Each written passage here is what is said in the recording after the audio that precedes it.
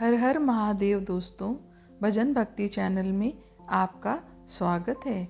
आज हम प्रदोष के बारे में बात करेंगे कि प्रदोष व्रत क्या है, प्रदोष व्रत क्यों करना चाहिए, इस व्रत का महत्व क्या है, प्रदोष व्रत कैसे शुरू करें, कितने व्रत हमें रखने चाहिए, कब से शुरू करना चाहिए, पूजा की विधि क्या है, प्रदोष व्रत में क्या खाना चाहिए, क्या नहीं खाना चाहिए, इस व्रत में क्या क्या सावधानी रखनी चाहिए, दान क्या करना चाहिए, उद्यापन कब करना चाहिए और कैसे करना चाहिए, इन सब के बारे में विस्तार से चर्चा करेंगे।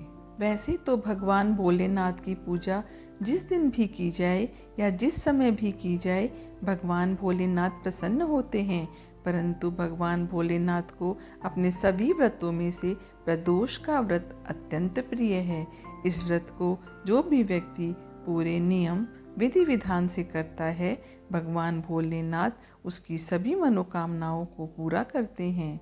उसके सभी पाप कर्म नष्ट हो जाते हैं तथा सभी दुखों का अंत हो जाता है और उसका जीवन सुखमय हो जाता है।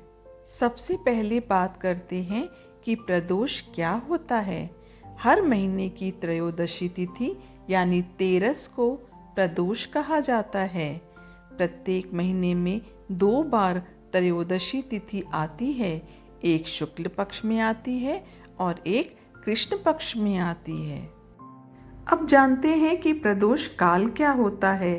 प्रदोष काल का समय होता है सूर्यास्त से 1.5 घंटा पहले और सूर्यास्त के 1 घंटे बाद का समय, यानी 2.5 घंटे का समय प्रदोष काल होता है। प्रदोष काल में किए जाने वाले व्रत, नियम और अनुष्ठान को प्रदोष व्रत कहा जाता है और भगवान भोलेनाथ को प्रदोष काल का समय बहुत ही प्रिय है। जितने भी व्रत भगवान भोलेनाथ के होते हैं, लगभग उन सभी की पूजा प्रदोष काल में ही संपन्न की जाती है, क्योंकि ये समय भोलेनाथ को अत्यंत प्रिय होता है। प्रदोष व्रत का बहुत ही महत्व है, क्योंकि ये व्रत भोलेनाथ को अत्यंत प्रिय है। इस व्रत को करने से पूर्व जन्म के जितने भी पाप कर्म होते हैं, जिसकी वजह से हम इस जन्म में कष्ट भोग रहे होते हैं, वो सारे पाप व दोष नष्ट हो जाते हैं। ऐसा माना जाता है कि यदि आप सारे पूजा पाठ नियम धर्म का पालन कर रहे हैं, परंतु आपके जीवन में फिर भी किसी न किसी तरह की परेशानी बनी हुई है, तो ऐसे व्यक्ति को प्रदोष का व्रत अवश्य करना चाहिए। प्रदोष तिथि चंद्र से संबंधित है। इस व्रत को करने से चंद्र कैसा भी खराब हो, सुधरने लगता है। माना जाता है कि चंद्र के सुधार होने से शुक्र भी सुधरता है और शुक्र के सुधरने से बुध भी सुधर जाता है। इस तरह 3 ग्रह शुभ फल देने लगते हैं। चंद्र से धन समृद्धि बढ़ती है, शुक्र से सुख और ऐश्वर्य बढ़ता है, तो बुध से नौकरी तथा व्यापार में लाभ मिलता है। प्रदोष का व्रत आप किसी भी महीने से शुरू कर सकते हैं, लेकिन जब भी आप ये व्रत शुरू करें तो शुक्ल पक्ष में पड़ने वाली त्रयोदशी से ही शुरू करें। परंतु सावन और कार्तिक का महीना इस व्रत को शुरू करने का सर्वश्रेष्ठ महीना माना जाता है। यदि किसी महीने में सोमवार के दिन त्रयोदशी पड़े तो उस दिन से भी आप इस व्रत को शुरू कर सकते हैं। अब प्रश्न आता है कि हमें प्रदोष के कितने व्रत करने चाहिए। वैसे तो कई सालों तक लोग प्रदोष का व्रत करते हैं, लेकिन यदि कोई मनोकामना हो तो प्रदोष का व्रत लगातार 11 या 26 त्रयोदशी तक ही रखें और उसके बाद विधि विधान से इसका उद्यापन कर देना चाहिए। यदि आप कई सालों से प्रदोष का व्रत कर रहे हैं तो भी एक समय के बाद इसका उद्यापन जरूर करना चाहिए। प्रदोष व्रत के दिन खाने में फलाहार का सेवन करना चाहिए और सात्विक आहार ही ग्रहण करना चाहिए। शाम को शिव जी की पूजा के बाद ही पानी पीना चाहिए, परंतु यदि आप बीमार हैं या असमर्थ हैं तो आप उससे पहले भी पानी पी सकते हैं।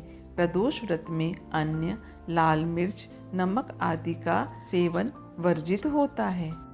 प्रदोष के दिन प्रातः स्नान करके स्वच्छ व हल्के रंग के कपड़े पहने, भगवान शिव के सामने घी का दीपक जलाएं और 108 बार ओम नमः शिवाय का जाप करें। शाम को सूर्यास्त के बाद पवित्र स्नान करें और शिव जी का गंगा जल और पंचामृत से अभिषेक करें। फल, फूल, बेलपत्र, धतूरा आदि अर्पित करें। घी का दीपक जलाएं, धूप जलाएं, प्रदोष व्रत कथा करें और आरती से ही इसका समापन करें।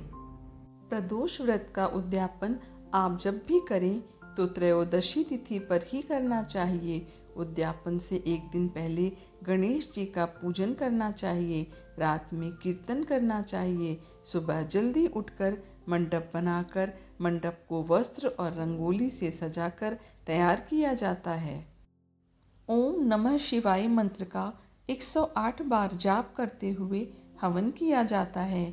हवन में खीर की आहुति का प्रयोग किया जाता है। हवन समाप्त होने के बाद भोलेनाथ की आरती की जाती है। इसके बाद ब्राह्मणों को भोजन कराया जाता है और दक्षिणा दी जाती है। अपने इच्छानुसार और सामर्थ्य के अनुसार अन्न धन का दान दिया जाता है और ब्राह्मणों से आशीर्वाद लेकर उन्हें विदा किया जाता है। इस विधि से किया गया प्रदोष व्रत का उद्यापन पूरा माना जाता है। तो ये थी प्रदोष व्रत की पूरी जानकारी। यदि ये जानकारी आपको ज़रा भी अच्छी लगी है तो कृपया मेरे चैनल को सब्सक्राइब कर लें, वीडियो को अपने फैमिली और फ्रेंड में शेयर करें, इसको लाइक कर दीजिए। यदि आपके कोई प्रश्न है तो उसको कमेंट बॉक्स में ज़रूर लिखें, यथासंभव जवाब दिया जाएगा। धन्यवाद। ओम नमः शिवाय। हर हर महादेव।